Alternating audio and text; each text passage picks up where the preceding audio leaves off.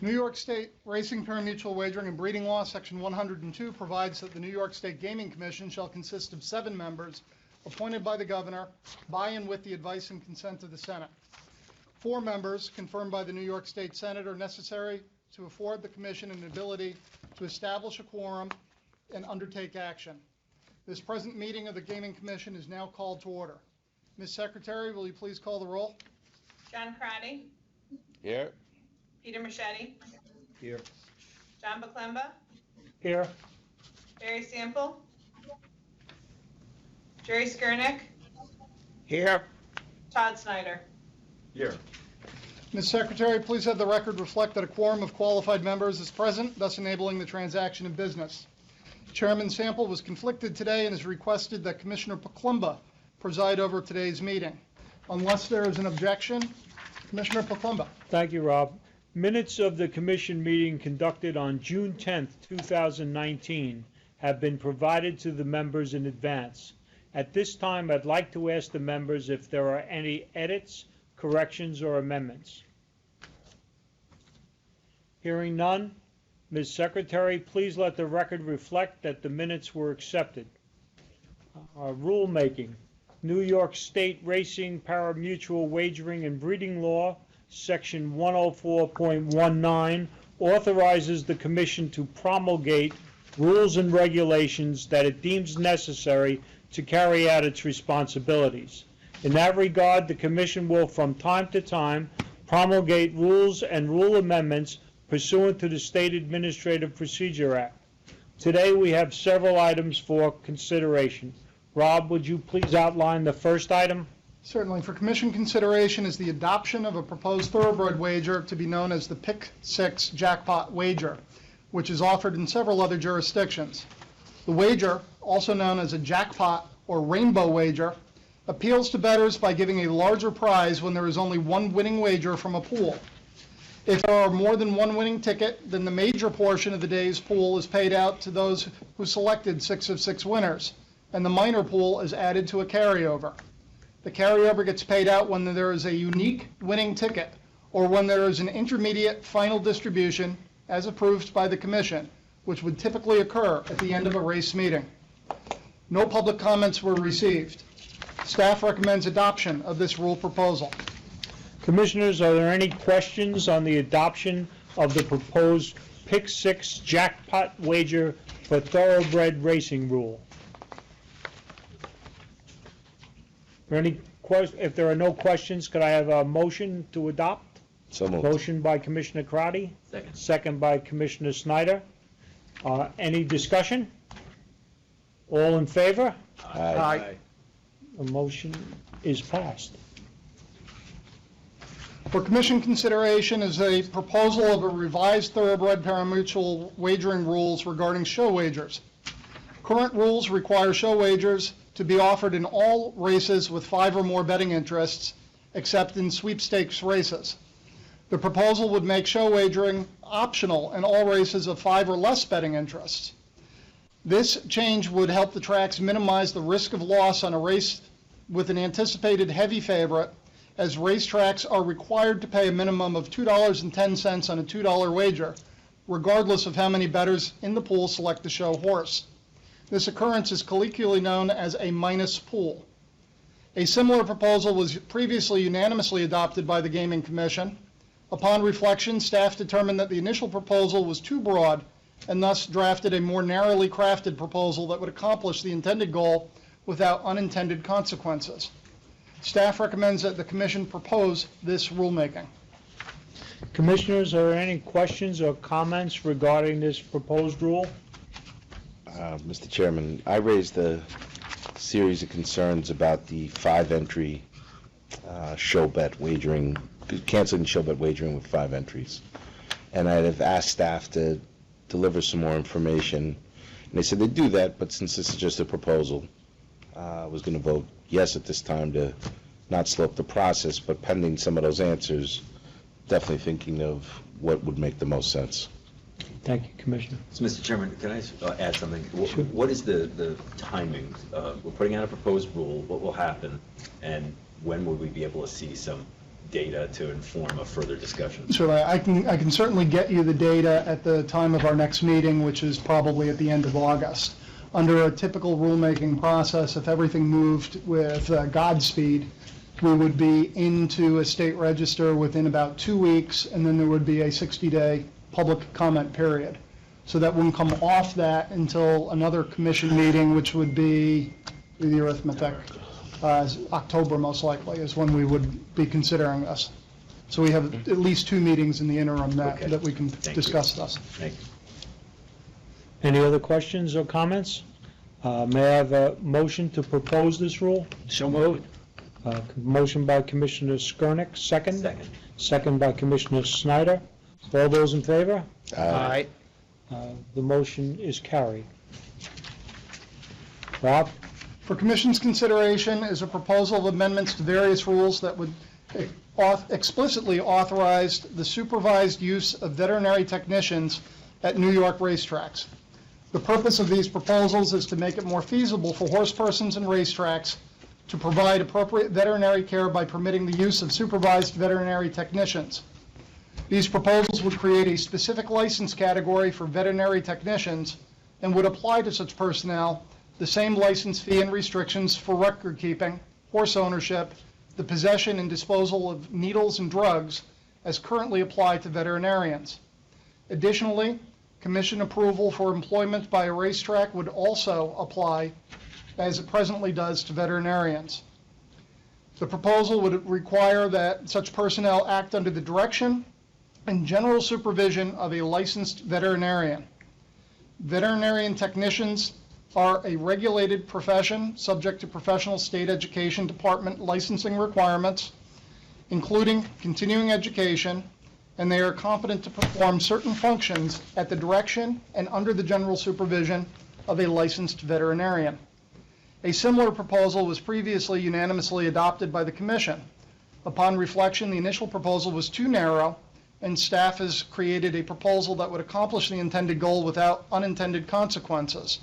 This revision adds language that allows a veterinary technician employed by the Commission or a racetrack who is taking biologic samples for regulatory testing to be under the general supervision of a veterinarian while eliminating the requirement that the veterinarian be on the same premise. The proposal also makes stylistic changes to the applicable Commission rules. Staff recommends proposal of this rule amendment. Commissioners, are there any questions or comments regarding this proposal?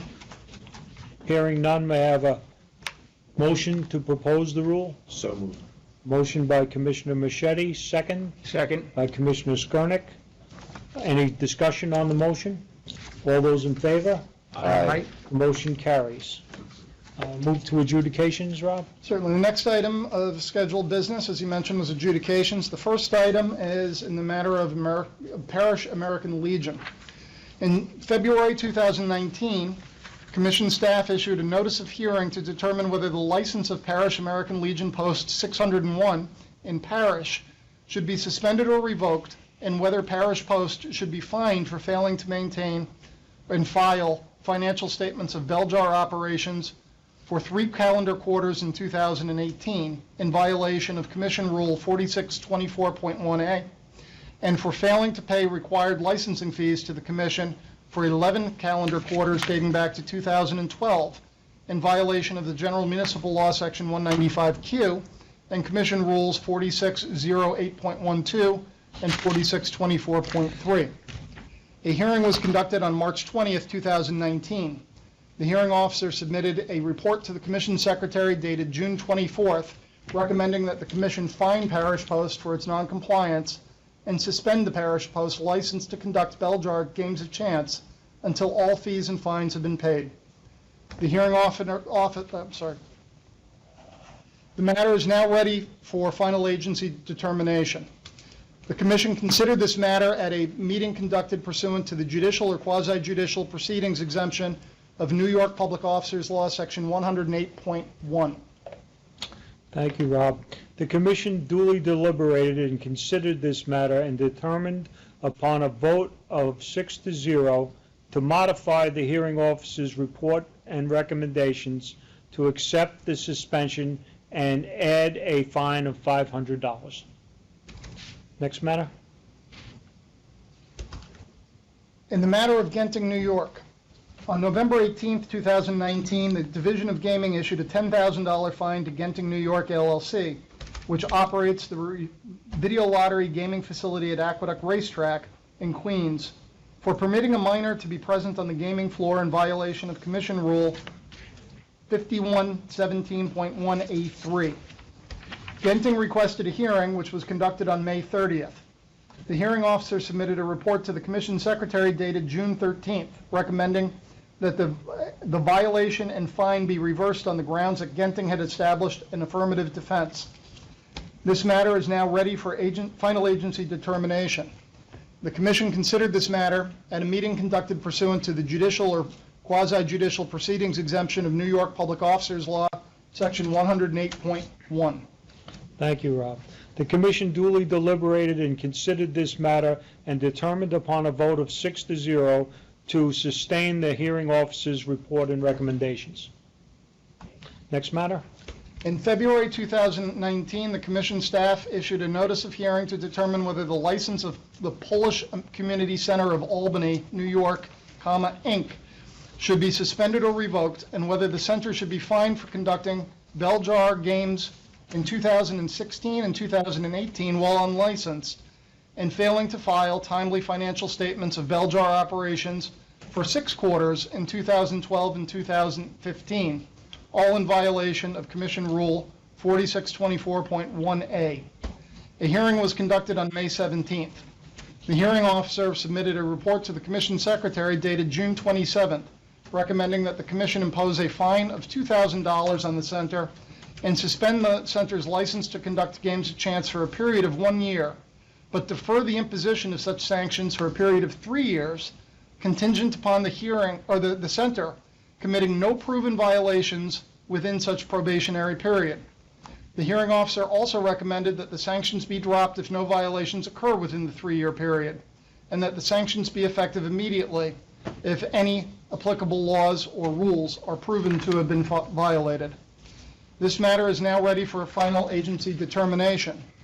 The Commission considered this matter at a meeting conducted pursuant to the judicial or quasi-judicial proceedings exemption of New York Public Officers Law, Section 108.1, and the Commission duly deliberated and determined upon a vote of 6-0 to sustain the hearing officer's report and recommendations. That concludes our adjudications, and we'll move on to old business. It is my understanding that we have several matters to discuss under old business, Rob? Yeah, there's actually one, and it's a follow-up relative to the LASIX discussion that we've had at the last 2 meetings. What I had suggested at the last meeting was we had a finalization of the survey that we conducted relative to a couple of very specific questions, and I would provide an overview of what those responses were. So there were 140 letters sent asking 3 questions. Should non-LASIX races be allowed? Should LASIX be prohibited in 2-year-olds? And should the allowable dosage of LASIX be lowered? What we ended up doing was targeting these letters to the top 20 trainers at NYRA by wins, the top 20 trainers at Finger Lakes by wins, and then the top 20 thoroughbred and standardbred owners by purses won. The recognized breeders organization for each thoroughbred and standardbred, and the recognized horsemen's organizations at each standardbred and thoroughbred racetracks. We also sent to the American Association of Equine Practitioners and to the president, the racing secretary, and the chief veterinarian at each racetrack, and to the non-state stewards at thoroughbred racetracks. We ended up with 17 separate responses. Not every letter responded to each question, but overall, 7 letters from standardbred interests were received and 10 were received from thoroughbred interests. As to the non-LASIX racing, 9 out of 15 responses were in favor of allowing non-LASIX racing. Broken down by breed, 1 of 6 standardbred responses were totally opposed to allowing for non-LASIX racing in New York. On the contrary, in Thoroughbreds, 8 out of 9 responses were in favor of allowing such racing. As to a 2-year-old ban on Lasix use, 11 of 16 responses were in favor of a ban. In Standardbreds, 4 of 7 responses were supportive of that. And in Thoroughbred, 7 of 9 responses were supportive of a 2-year-old Lasix ban. As to decreasing the allowable Lasix dosage, 2 of 12 respondents were in favor. On the Standardbred side, 4 of 4 were opposed to the decrease. On the Thoroughbred side, 2 of 3 were supportive, while 5 sought additional study or information before they would make a determination as to that. Thank you, Rob. Any discussion, any questions for Rob? We had sort of talked about the California proposal again a little bit, and there was some concerns brought up around it.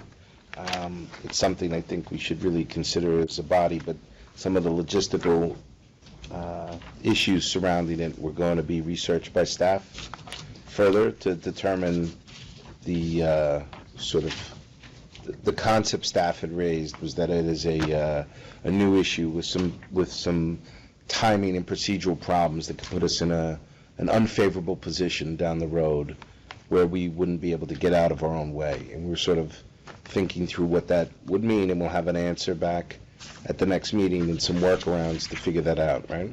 Yeah, if we were to allow the or Lasix to be carded, we do have some penal provisions with our own Lasix rules. Right. That conceivably a trainer that has a horse on Lasix that wants to experiment and see if he could run off Lasix or she could run off Lasix, that if the horse bled again, it could be a substantial time by which that horse would be required to sit down.